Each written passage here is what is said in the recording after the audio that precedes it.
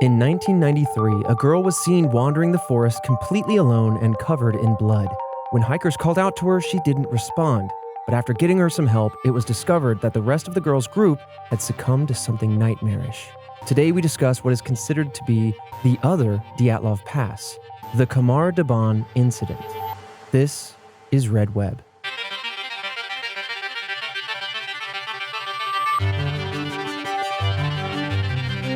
Welcome back, Task Force, to another episode of Red Web, the show all about the mysteries that surround us every single day in this weird, weird world. I'm your host to walk you through today's mystery, Trevor Collins, and joining me, hearing this mystery for the very first time, bringing his gut instinct, Alfredo Diaz. All right, so I'm excited. I'm very excited. Okay. Because people ask me all the time, Task Force out there goes, hey, what's your favorite episode? I always say Dyatlov Pass. Ooh. And if this is like Dyatlov Pass, I'm very excited. This could be one of two things, right? Go good or bad for me. All right. This could be Avengers Infinity War into Avengers Endgame. Oh, we got a succession moment happening here? Or Avengers into Avengers Age of Ultron. Oh, right. So we'll see. We'll see how it goes. All right. I should also say Red Web, the movie podcast about mysteries. Time to movie on that one pretty quick.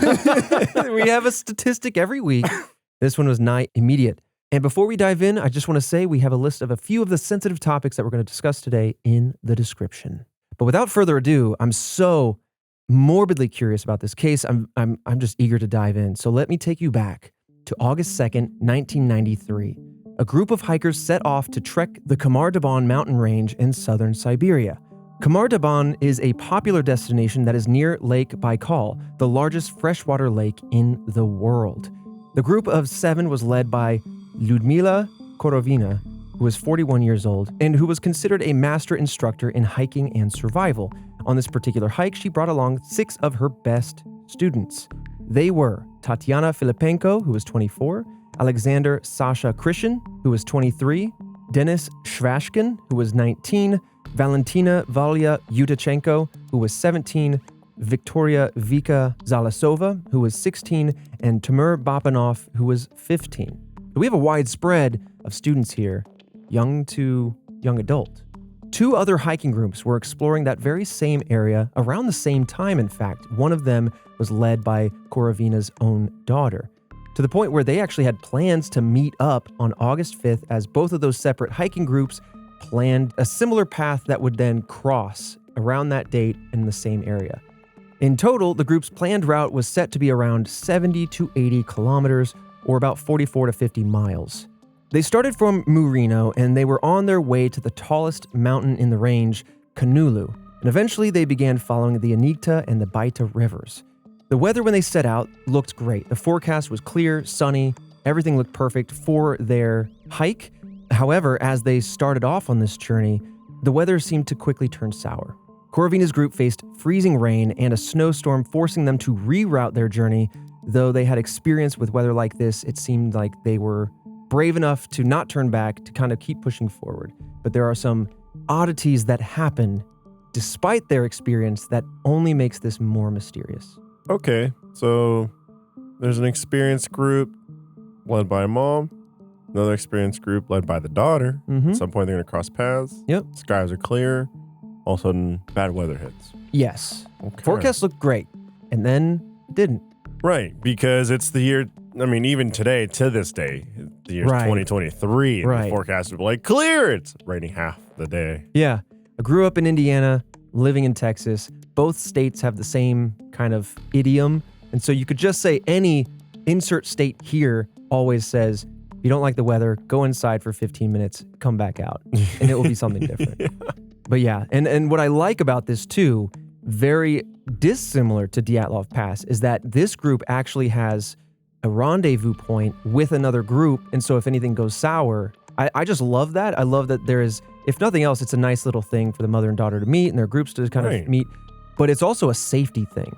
If something goes wrong, people don't show up, you expect to see them on that day, and so you're going to know. Whereas Dyatlov Pass, if you recall, they didn't really have any of that. Once they went out, they kind of disappeared, and people were like, wait a minute, they're not coming back. What's going on? And then it's like you immediately have action being taken. Mm-hmm. And if anything, you can always do the white people thing on hikes when they go, hi. It's the small closed mouth, like very, just very like, little eyebrow thing. Mm-hmm. It's just a, if I were to vocalize it. Yeah. Oh. For me, though, it's, where's the nearest bathroom? Do you have a gust of AC on you? Yeah, man. Yeah. So anyway, now the weather's turning south. They keep pushing on, though they do change their route because they're experienced. But that evening, Korovina had the group camp on the peak of Retransliator or Mount Tritrans. There they had no coverage from the freezing rain or the snow. On top of that, they were 4 kilometers or about 2.5 miles from the edge of the forest. It's a very interesting place to have chosen to stay. Sounds miserable. Yeah, an interesting miserable. place from an experienced hiker. Yeah. But on top of that, almost more strangely even, Korovina chose not to lead the group to the nearby structure, which could have shielded them at least from the precipitation, the freezing rain, the snow, a little bit of the wind, and we do have a photo of what that looked like for the top 2 photos for you, Fredo. So there's the peak on the mountain as seen from far away. Oh, you can kind of see how exposed it is. Very exposed. That's going to be some high winds. Mm-hmm. You got nothing cutting the wind currents. No, sir. And then, oh, come on. It looks... Yeah, what are you seeing? It's like a wooden structure, kind of like a unfinished kind of... It looks like an old school radio tower. Yeah. Like someone took the bunny ears off the top of their TV. Thick on the bottom, gets thinner up top, and then, you have the little... It's unfinished. Yeah. 2/3 of it, top 2 towards bottom is unfinished. I mean, if the winds are high, maybe it's not secure. That could happen. It could collapse. Yeah. Partly built, possibly even abandoned. So maybe as a safety hazard. It's possible. You might be right. And we're going to get into the wind speeds, but they were not slow. Oh, yeah. I'll be honest, like Task Force, I wouldn't get under that. It's a structure that you wouldn't wind speed put your faith high, in. Yeah, okay. Fair enough. But it did raise some eyebrows when people were kind of looking back on this story. But the next morning, Korovina decided that the group should descend down the mountains. Of course. Waking up, let's continue on our trek. This is where the incident kicks off very quickly. And remember, we're only a day in. They decided to camp that night at the peak of this mountain, and now in the morning, they're heading back down to the forest line. As the group began their descent, Christian collapsed. They had only been hiking for about 3 minutes at this point when he fell and started to seize. His mouth was foaming and blood was dripping from his eyes, his nose, and his mouth. Korovina says, hey, listen, you guys keep on pushing forward. I'm going to stay back with Christian while you guys continue down the mountain. Maybe we can figure this out. As the group of 5 then left their instructor behind with Christian, almost the moment that they couldn't see their instructor anymore, they heard Korovina screaming. So of course, all 5 of them come running back to then witness how the scene had evolved. When they arrived, Christian was no longer moving and likely deceased at this point. While some sources say Korovina began experiencing the very same symptoms, others say that she died of a heart attack from the shock of it all. Chaos erupted, and Filipenko, who was part of the 5 that came back, also began experiencing symptoms before inexplicably tearing off her clothes while screaming. Zalasova also ripped off her clothes and reached for her throat before repeatedly banging her head into a nearby rock. Yutachenko tried to help, but Zalasova bit her, I believe, on the hand when she reached out to try to stop her from hurting herself. And with all the commotion being too overwhelming, Shvachkin ran and hid from the group. Very Yellow Jackets, in a sense. He soon then returned back to the group because the scene was not getting any better, and he felt this urge to come back and try to help, see what he could do, but ultimately there was nothing that could be done. Shvachkin and Yudachenko decided to leave the area and took the leftover supplies from the group. But unfortunately, soon after leaving the scene, Shvachkin also began exhibiting signs of the very same illness that the other hikers had succumbed to. He fell down and started bleeding, at which point Yudachenko, fearing for her life, ran away. So there's a lot to digest there. Yeah, where is this located again? So this is on the side of the mountain that you have that photo of. Mount Tritrans, or Retransliator, as it's been called. In what country? This is in southern Siberia. So the wilderness of northeastern Russia, I believe. I mean, I asked that because, I don't know, is that radiation poisoning? Maybe the high dosage of radiation poisoning in that area for some reason? I mean, you're picking up on some very similar trends in the theories anyway, as far as what Dyatlov Pass kind of discussed. Because, damn, I don't know what would cause that. This feels, no joke, like a scene straight out of a horror film. Yeah. Like the way how how rapidly it devolved, and just like it's just such a morbid scene to envision. Yeah. I can't imagine being a 17-year-old Yudichenko being the last one left, kind of unaffected by what was going on, and just being like, oh my God, I just got to get out of here. And she's the one that I teased in the hook. She's the one that bolted off into the woods. Right. I mean, you're 100% correct. That's a movie. Yeah. Right? That all happens, and then Yudichenko's there, seemingly unaffected, screams, title card comes up, right? Then cut to the rest of the movie, which is the daughter leading the other group of hikers. Boom. Yeah. That's the movie. Yeah. I mean, this is what it seems like it's a dang horror movie or something. Yeah. Well, that's how that scene ended, as it were. Yudichenko, once again, fleeing for her life, runs into the wilderness. And it wasn't until August 9th, 1993, 4 days after that scene where her friends had all collapsed, a group of Ukrainian tourists actually found her wandering in the woods. 4 days? 4 days. What is it? The rule of 7? Like 7 days without water, 14 days without food? Like what was? There's like the survival rule 7 minutes without AC. Yeah. In Texas? Yes. Yeah. Christian took a big gulp of water. I had to throw some chuckle out there. Almost you know? found It's rule of threes. Oh, okay. You can survive 3 minutes without breathable air or in icy water. You can survive 3 hours in a harsh environment of extreme heat or cold. You can survive 3 days without drinkable water, 3 weeks without food. I like the idea. 3 weeks without food. 3 weeks. Jesus. But you need fresh water for sure. Oh, I like the idea that you're in the woods going, we got 7. yeah, true. Don't worry, guys. I think I saw on Netflix survival show. We got 7. Yeah. Way off. It's like double, more than double. I think the interesting thing here is that we have a witness. Mm-hmm. I mean, most of, majority of the stuff that we cover and these types of situations where there's a large incident with a ton of people, it's just, hearsay or someone that knew the person or whatnot. But we have someone that, experienced all this, survived 4 days. I mean, that's a whole story and journey and tale on their own. You know what I mean? That's book number 2.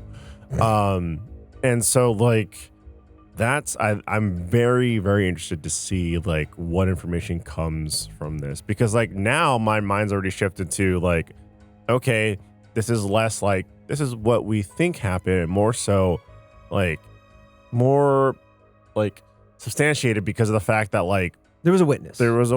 It's not like Dyatlov where they go, well, they're missing somewhere, right, and then eventually they're found, and then they just have a very confused scene that they try to try to understand, back engineer what may have happened. So you're right. It does help that Yudichenko, as traumatic as the event is, could mess with memories. However, it is kind of a blessing and a curse that she was a witness to this event to help break down what happened. Because otherwise, I can't imagine what it would look like to walk in on this scene having heard what was described. I just don't know what would cause that. I know, right?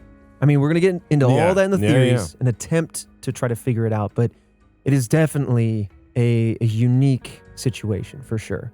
But, I mean, before we continue, I mean, the Dyatlov Pass similarities are wild. The tearing off of the clothes, despite the inclement weather, the odd decision to stay in a certain spot up a mountain when there is coverage really not all that far away. I mean, they weren't very close to the forest. Like Dyatlov Pass was a little different, but it was an interesting exposed area to stay. And a lot of what we're seeing it flies so much in the face of the experience we know they had. And so it really just raises a bunch of questions. But coming now to Yudichenko, 4 days after the event, she's found in the woods wandering by this Ukrainian tourist group, and she could not speak. But later it became clear that something had happened to this hiking group of hers, that she went through something traumatic. Most of what we know about this case comes from her later reports soon after the incident, though after that, she did not want to discuss what happened that day. And so it's not like, things were lost to time or anything. She did give her remarks pretty soon hereafter, but then never came people back. Time to settle. I mean, the adrenaline and who knows what kind of condition their mental state and body, like physically. Yeah. 3 weeks later, the bodies of Korovina's hiking group were found still close to the campsite at Mount Tritrans. The search party described the scene as gruesome, since decomposition had already set in, their eyes were gone, and worms were coming out of their mouths. That fast? Yeah. Jesus. Eyes go that fast, and then it's the soft like tissues. Yeah. God. Flies will come in, land on the soft tissues of the tongue. Yeah. Birds and other That's scavengers will come for anything they can kind of get a hold of. I mean, another thing too, we have the bodies as well. Right. I mean, and you can corroborate that against her report. Yeah. And there's a lot of tangible evidence here. Right. God, gruesome though. So there was also an autopsy done. And in the autopsy report, the pathologist found that the hikers had all died from hypothermia and a protein deficiency, which is interesting. So to clarify, they died from exposure to the cold. And do we know much about the protein deficiency? And I'm sorry, I'm firing from the hip here, Christian and Jillian, but I know that long-term cannibalism can lead to protein deficiency, but this is something that happened in the first 24 hours of this journey. In regards to the protein deficiency, the most likely cause that they listed was due to malnutrition. Okay, which is interesting because I don't think that malnutrition would set in that fast. You can live 3 weeks without food. Yeah, 3 weeks without food? No, you got time. So honestly, it's Red Web, right? This is a mystery. That's why we're covering it. Mm-hmm. But I do like the fact there was an autopsy. How often do we get an autopsy? Right. I will say, we do a lot of episodes where it's Mm-hmm. I love the ones where we get every now and then where it's like, okay, this was thoroughly explored, and it seems like this is being thoroughly explored. Yes. Although still a mystery. Yeah. None of that, It's still satisfying. Yeah. It's still satisfying to hear your gut instinct come to life where I hope they do this, and they did this. Boom. And you're like, thank God they're actually searching autopsy. Still can't explain any of it, but Right.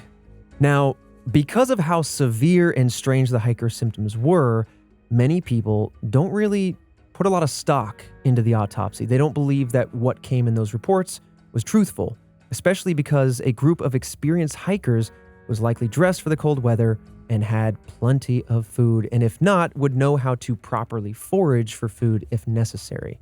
I'm just saying, it's because I've been in this show for years now. Could be the government intervened. Ooh, we'll put a pin in that. They could have stepped in, intervened. They were running some experiments up there. Boom. You know what I mean? Right. Maybe the lead, the person that was leading the hike. Korovina? Korovina. Maybe they weren't supposed to go up there. They were told not to go up there by the government, but they were close enough to experience exposure to something that the government was. This is what this show has done to me, okay? Yeah, go ahead and put a pin in that one, too. You listen to episode 1, I wouldn't be talking like this. Wow. Now here I am. Yeah, Down the episode rabbit 1 was hole. definitely I have no idea what could happen. That's weird. No clue. Now when we're here this is how the government stepped in. And this is exactly how this went down. Oh, yeah, we've radicalized him down the conspiracy theorist path. Damn it. I gotta be honest, dude. I love these topics and I love exploring that, but my TikTok algorithm really wants to push me down some dark corners, and I go, no, we don't do that here. We discuss, we dissect, and we respect. I ain't going down these wild rabbit holes about, lizard people or whatever else. Yeah. All of them problematic in their own ways. But anyway, back to the case. The average low temperature, just so we can really visualize this scene, 8.7 degrees Celsius. Okay, what's that what's that Fahrenheit? 47.7 degrees American. Fahrenheit. That's pretty nippy. It's kind of nippy, but not too bad. I can make do with that. Yeah. Though, of course, it has to be mentioned, freezing rain, snow coming down, heavy winds coming through. I'm talking winds about 33 miles an hour winds. 33? Yeah. It's gusty. Random question. I don't know if this is an episode, but say take a toddler and you open I'm up with their, you. they open up their jacket. Is Yeah. 33 Wait a miles an minute. hour enough to take To the parasail that child off a mountain? Yeah, is 33 miles an hour enough to take a child? Is 33 miles an hour enough to turn a child into a feel- Superman? I feel like it would take a. That's just my random thought. Sorry. I don't know if I feel comfortable looking that up. You don't look that No, up. you don't look that up. That's just a random thought that I had. We leave that on the table for task force big brain scientists Yeah, out there. to look that up. I Get mean, your because buffest mathematicians on this. that feels right like now. some strong winds. Like I, as a 6'1", 185, I feel like He's tried to fly on some winds. I might be pushing against that. You know what I mean? I might be like, ooh, like especially like in a bare like mountain like that Oh, where they right. were staying. I feel like I might be like, ooh. Oh, I think you could smooth criminal a little bit. Where you lean into the wind. Exactly. Yeah. I just wanted to add, like, I Googled how bad does 30-mile-per-hour wind feel? Yeah. Yeah. And that's a near gale. It's like right in the middle of this chart from 0 to 12. So it's not 12. skin ripping. It's Yeah. not child flying. No. Well, But it is a healthy gust. But I'm I not mean, entirely sure. Whole trees in motion, inconvenience felt. Okay. Oh, okay. So not that bad. I mean, if it's cold and it's snowing, you might feel a little bit of like chill. It's going to be a wind spikes. chill factor Yeah, wind for chill. sure. Okay. For what it's worth, right now, the wind outside is 10 miles an hour here in Texas. If you walked you outside triple that? It's not right gonna take now. a child. Yeah. That's a gentle breeze. You gotta That's get a higher than gen- that. Number You gotta get 3. higher than that. One last thing that I want to note as we kind of close out the narrative portion of this mystery is, and it's important, all the hikers had eaten together and consumed the same food all at the same time. That could play into this protein deficiency, but it's also worth note as we approach the theories, if there was anything in the food, maybe that's why they all had the same symptoms, except for one. It's an oddity. God, how'd I miss that? What'd you miss? No, I didn't think about the food that they consume or the You were stuck on your 3 weeks without. Yeah, I was stuck on the 7-day rule that was 3. But like, yeah, like who's to say that like the food was consumed by everybody but the person that survived? Well, we'll address that too. Oh, okay. Yeah, but just to tease you a little bit, because it's not going to be right away, but she herself claimed that she had the same stuff, same food, same water. More than likely, she did. Yeah. You know. What is up, Task Force? It is again that time in the episode where we get to part the seas of the mystery. Take a breath. A lot of us are scared sometimes. It's okay.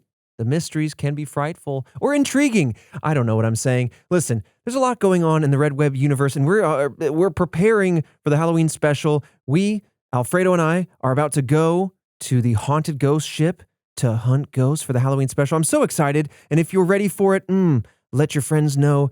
The ghost hunting will continue this year. Let all your friends know. Make a drinking game out of it. I don't know what you want to do with it. There's been a lot of things that people have done with it, but my favorite part is seeing how you guys interact with it and the evidence and the stuff that we didn't see in the moment. It's one of my favorite things we get to do every year, and I'm so stoked for it. Also, if you want to support the show, go to roosterteeth.com/sign up to become a first member. It's essentially our Patreon, and every month that you are a member for $5.99, it is the equivalent of listening to 600 episodes of this show because of all the ads that we have to read and everything.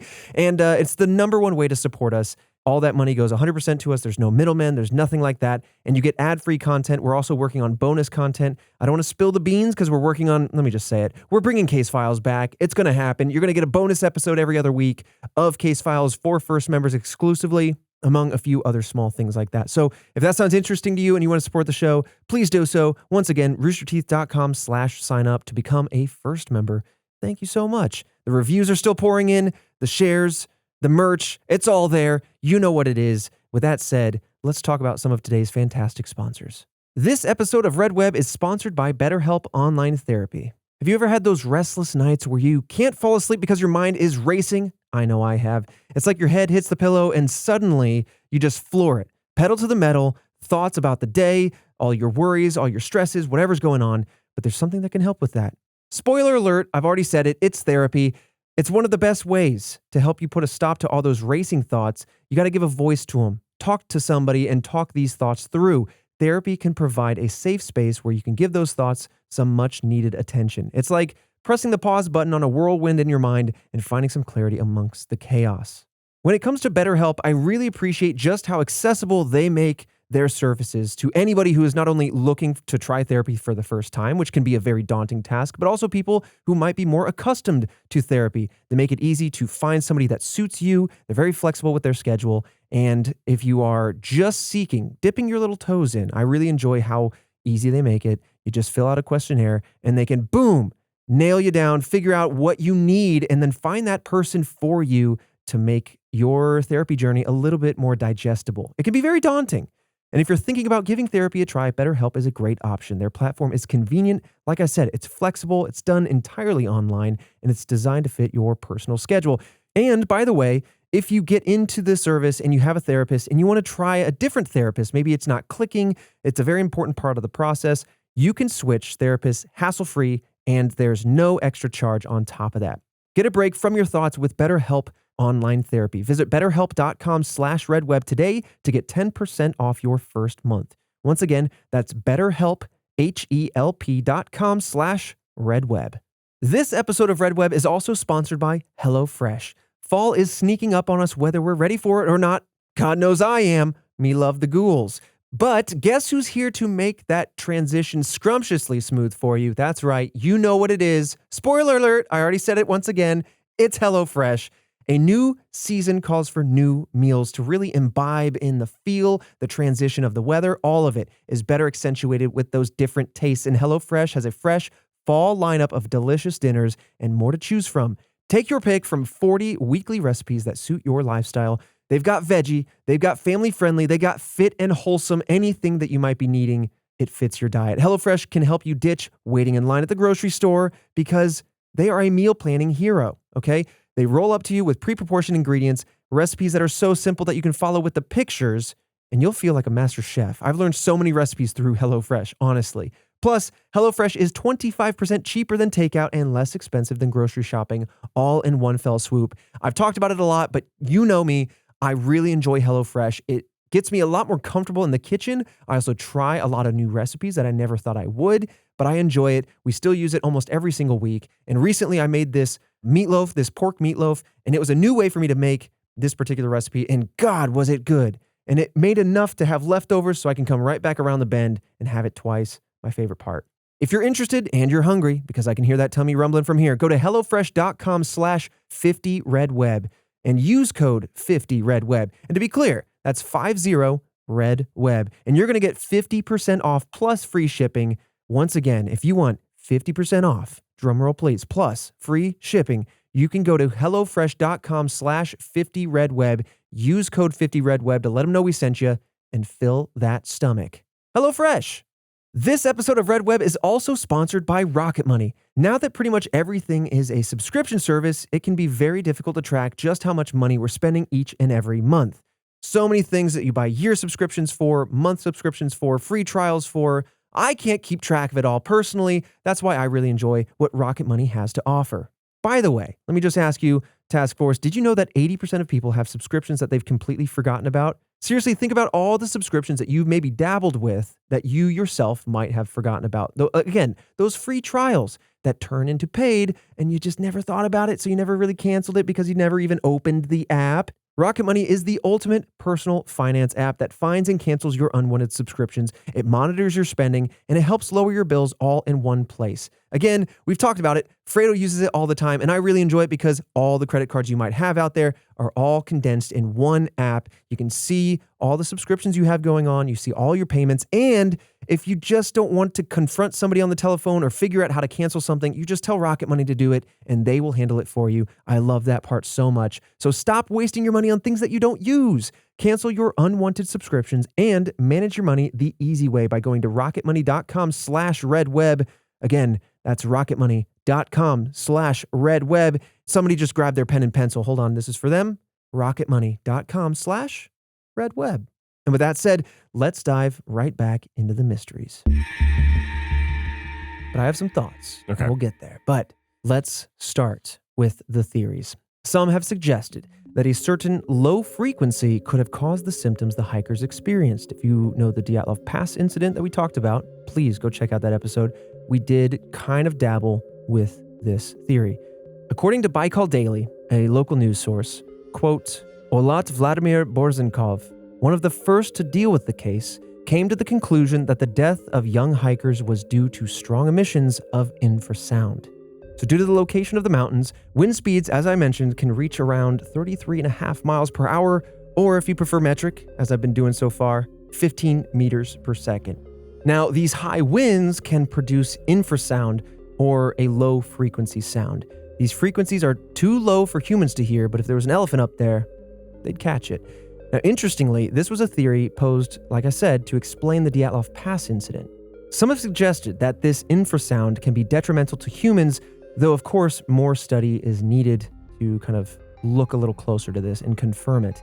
If these studies are true, however, symptoms of infrasound can include nausea, vomiting, bowel spasms, loss of sleep, shortness of breath, panic or anxiety, severe dread, vertigo, pressure in the ears, and resonance in internal organs, including the heart, which sounds scary. I mean, if you even get half of that, that's terrifying. Also, is the person that survived the youngest of the group? She's 17, so she's near the youngest, but there was a 15 and 16-year-old. Damn. I was thinking the same thing. Right, because as you get older, you start to lose a little bit of hearing, and so you can't hear certain frequencies the older you get. Yeah. And so I was thinking, okay. It's usually the high end. Is it? Yeah, it's usually the high end. So I'm thinking maybe they were safe because they were younger. They couldn't hear the high end frequency. Per se. Yeah. But dang, ooh. Yeah, this is what's so potentially spooky about these infrasounds. And if the studies are true and they are that detrimental to your health and you can't hear them, that's kind of like this ominous presence that you kind of can't even be aware of until you start feeling symptoms. And again, if it can hit the resonant frequency of any of your organs, it's going to start tearing you apart. Like, that is scary and could address why suddenly, in just 3 minutes, they started dropping, bleeding from the eyes and mouth and nose. Wild stuff. Research by psychologist Richard Wiseman, he suggested that infrasound could contribute to paranormal events like ghost sightings. Dyatlov Pass and this are not the first time we've mentioned infrasound. Whoa. Yeah. Whoa. Yeah. So in his 2003 study, 22% of subjects reported more supernatural feelings when infrasound was present in music. Basically, kind of listen to this music, tell us what you feel, and they snuck this into some of the controls.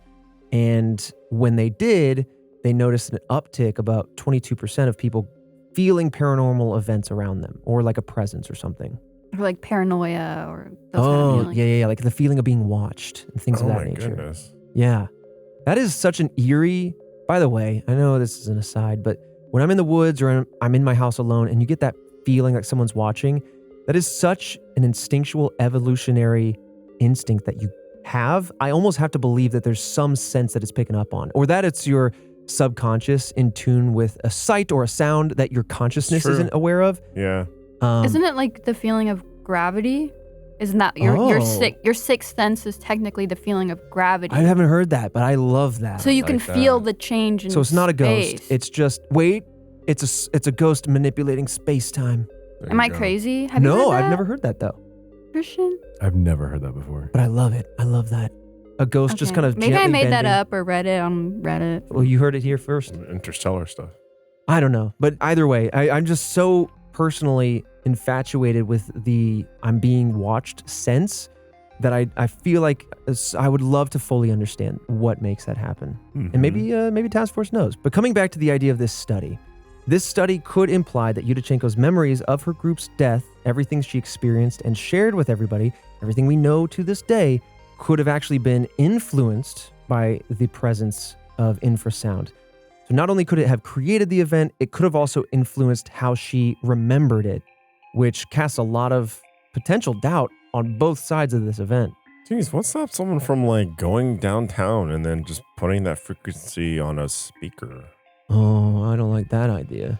Like That sounds like a bad Batman villain. Yeah. The Soundster. I will hook up a series of PA equipment and I will make the town go wild. I mean, seriously though. Yeah. I mean, that's not out of the ordinary. I mean, again, a lot of studies need to be done to confirm these things, but But if anything, it mostly be the soundster goes downtown, does that, and everyone just says, "Hey, shut the hell up!" Right. It's just annoying pitch turn it like down? sounds Right. instead of like changing the. I'll be honest. I've been on 6th Street here in Austin. I feel like it's surrounded with infrasound. It's true. I'm always feeling uncomfortable.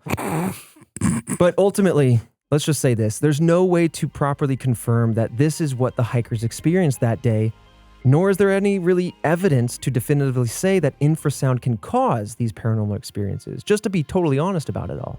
So both the physical and psychological symptoms could be explained by infrasound, except the bleeding, unless it's like some sort of tissue damage. Then it's like a wildly loud sound that they can't hear.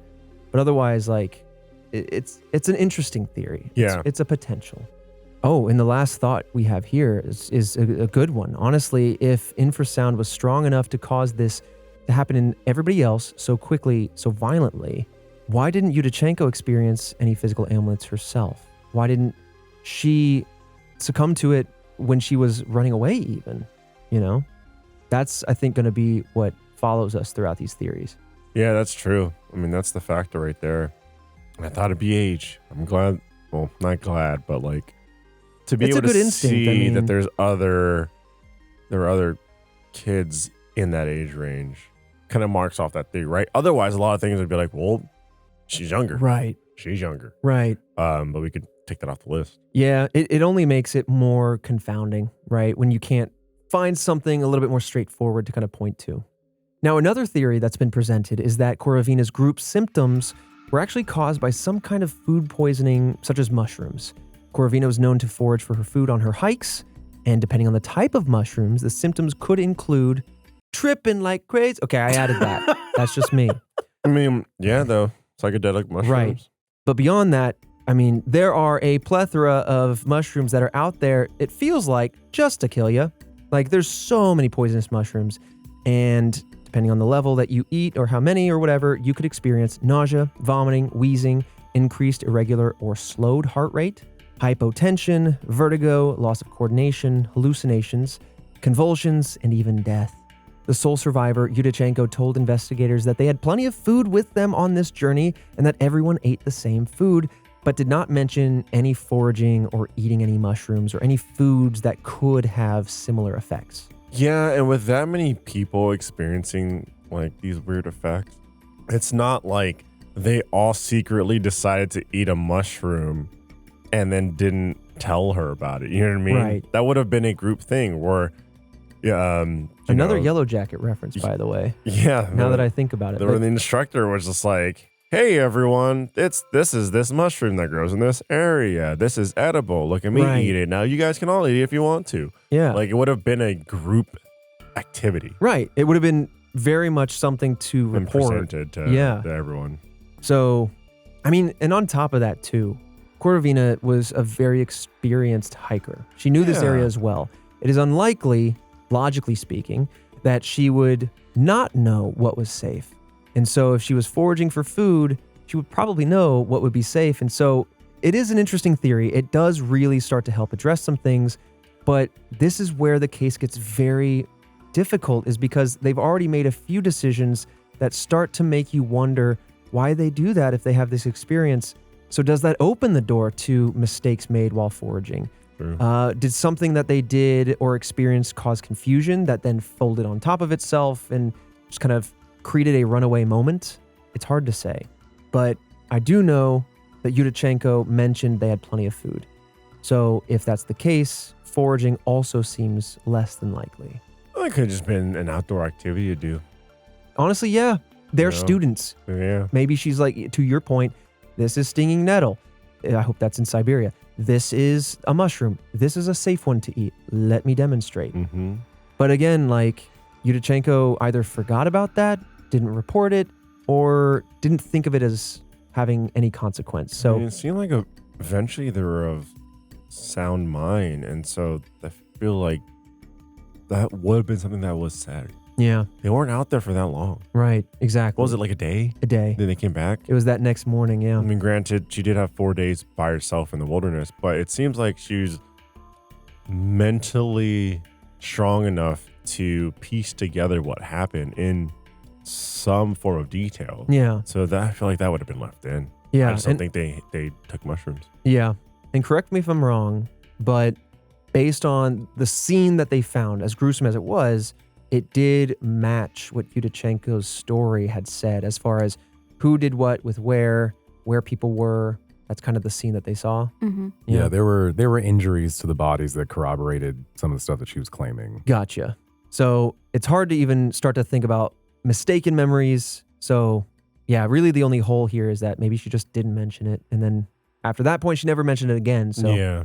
But moving on, like the Dyatlov Pass incident, something supernatural has been suggested as a theory for the Khamar-Daban Incident. Many otherworldly entities have been suggested, including, of course, it's time to ring that bell, aliens.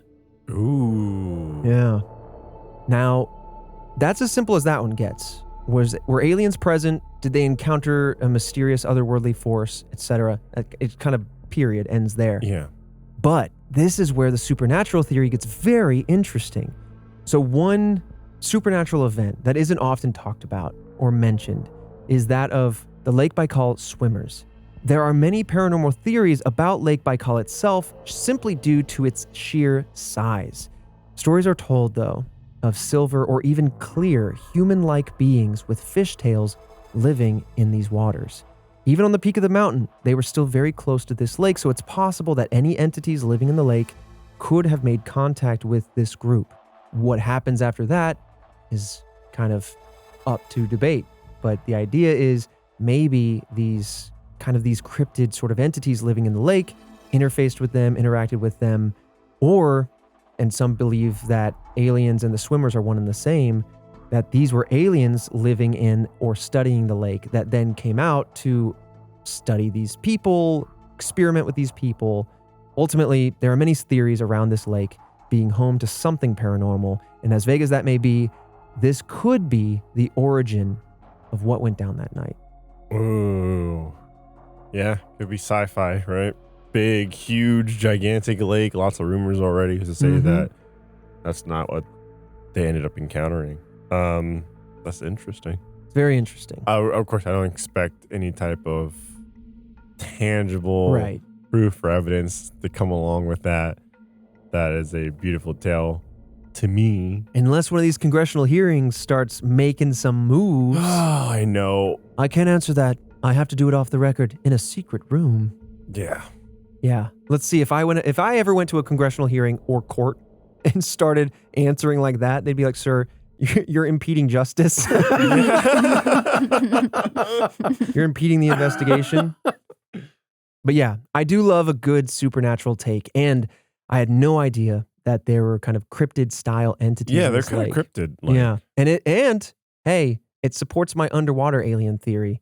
They also just discovered recently a new biome even further under the ocean, within the floor of the ocean. Wait, seriously? Yeah, they're microorganisms like living in little veiny rivers that flow underneath the seabed.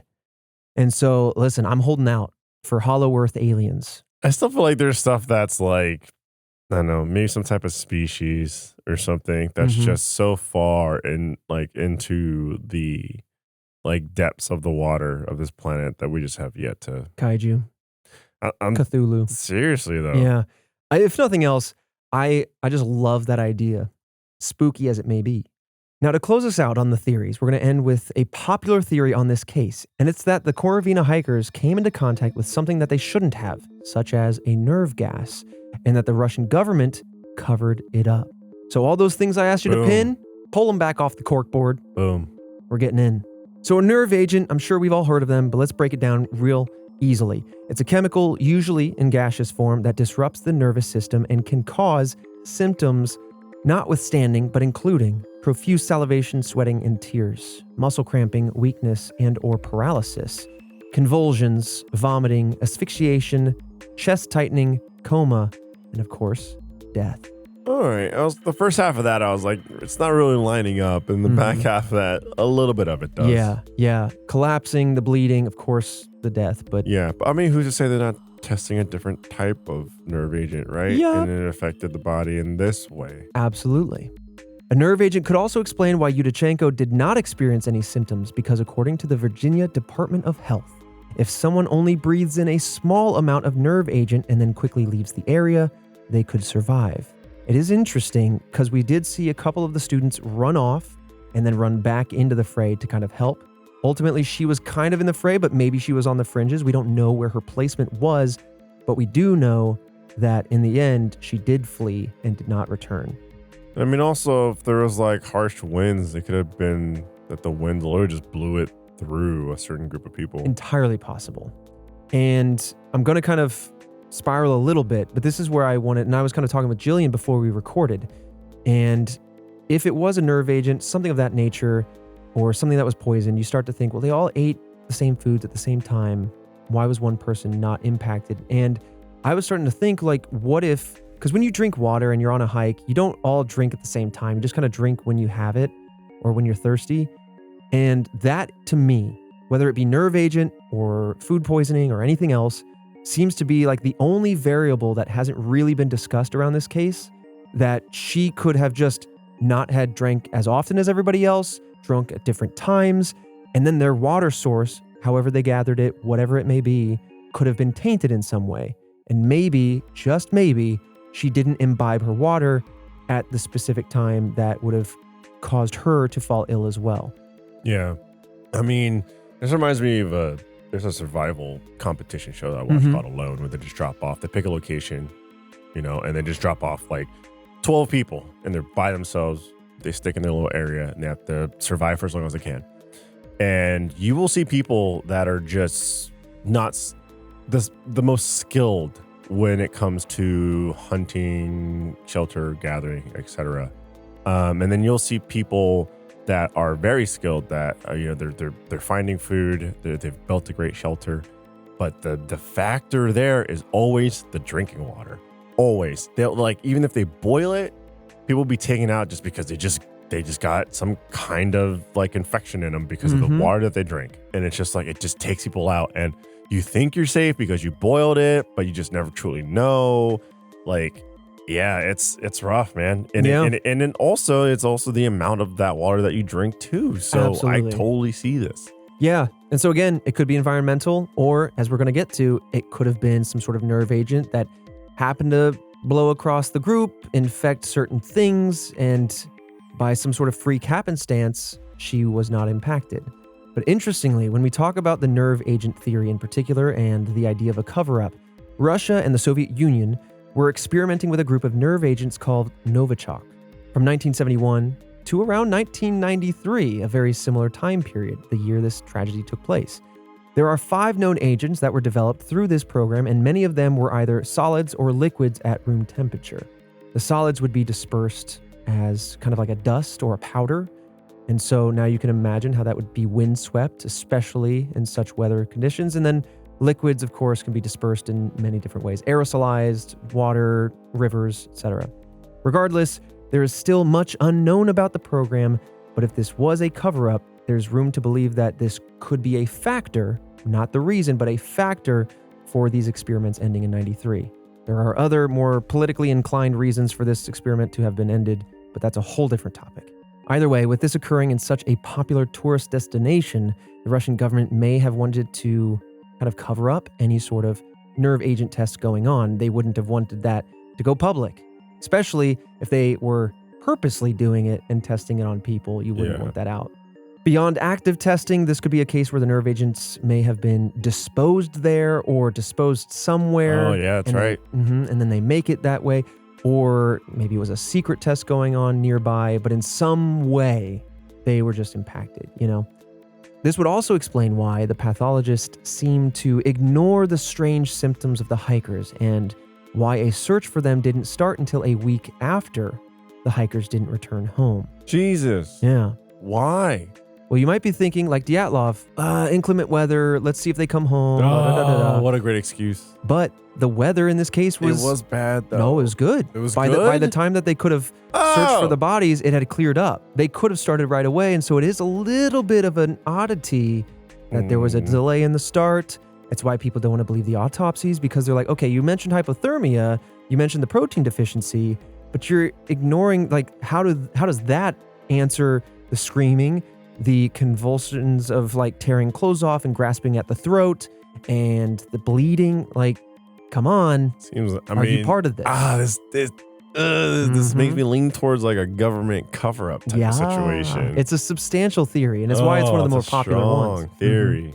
The main wrinkle, I like these wrinkles. I like to make these theories old. When it comes to the nerve agent idea, Novichok nerve agents aren't known to cause bleeding, though some have argued that we only know about recorded symptoms. Yeah. In a few public cases, such as the Skripal poisoning, when a double agent and his daughter were actually killed in the UK in 2018, and from that, we knew some of the symptoms of some of these Russian nerve agents, but it's only because we saw what victims went through. So it's possible that some of these symptoms fell through the nooks and crannies. We don't have experience to them, but it is a wrinkle that maybe it's not it a isn't. wide public test bed, though. Mhm. You know what I mean? So you don't. I mean, you have a handful of people and how it affected them, but who's to say that Right. when you test it on a bigger population of human beings that there isn't an underlying common factor that Right. just so happened to not pop up in the first test? It's a great point. It's a very good point. Either way, it has to be said, and I imagine it's true, but it is kind of an assumption that there's got to be a lot of nerve agents that exist out there, biological weapons, technologies 100%. that the public is just not aware of, let alone the symptoms caused from those. On top of that, too, it is worth mentioning that hypothermia, oddly enough, can cause increased bleeding. It doesn't necessarily address why the bleeding started in the first place, but it can address the increased bleeding. So combined with a nerve agent, it's unknown exactly what symptoms would arise, especially without knowing what nerve agent would have been in place. But that is the end of the theories. Wow, that's a juicy mystery. Tell me now, are we talking Age of Ultron, or are we talking Endgame? We're talking Endgame. That was a good one. Yeah. Just simply because there was just so much there. Right. I loved all the tangible side of it. I loved the pragmatic approach to trying to resolve it. Of course, you have a few hiccups with people wanting to not believe the autopsies. You have some confusion as to why the search was delayed a little bit. But other than that, I mean, we know so much more about this case. Right. It could have been a situation where, unfortunately, Yudachenko passed, and we would have had another Dyatlov Pass on our hands where people just go, they didn't come home. They didn't meet us up on August 5th at this conjunction of paths.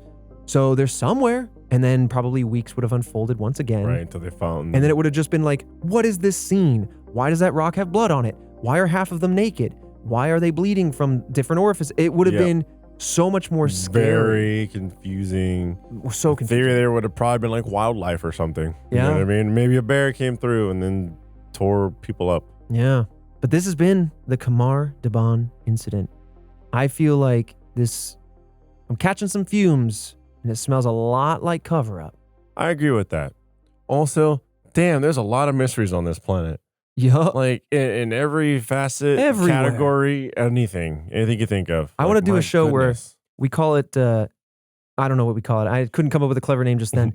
But we throw a dart at the map and we find a mystery that is where it landed. Because I bet you could do that. Oh, yeah, 100%. I bet you could do that. Oh, man. Yeah, this planet is got a thick veneer of mystery over it, and that's why we're here. Task Force reminder, next week we have no new episode on the 18th because we are traveling to the USS Hornet to do our Halloween special. We're so excited about it. Filming ahead of time. We're going to hope to see some ghosts, some ghouls. But otherwise, we'll see you on the other side of that one for some nice Halloween-themed, spooky, eerie topics. So stay tuned. And with that said, Fredo, I'll see you right back here next Monday for yet another mystery.